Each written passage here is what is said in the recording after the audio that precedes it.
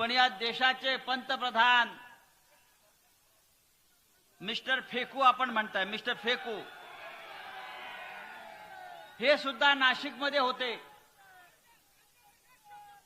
हे सुद्धा नाशिकला होते, निफाड तालुक्यातल्या पिंपळगावला गेले, भाड्याची माणसं तिथे आली, भाषण करता करता समोरून एक तरुण शेतकरी उठला आणि त्याने प्रश्न विचारला की प्रधानमंत्री जरा कांद्यावर बोला, कांद्याच्या प्रश्नावर बोला,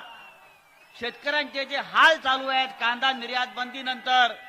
त्याच्यावर बोला।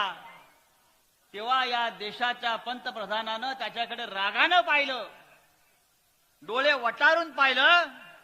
आणि फक्त भारत माता की जय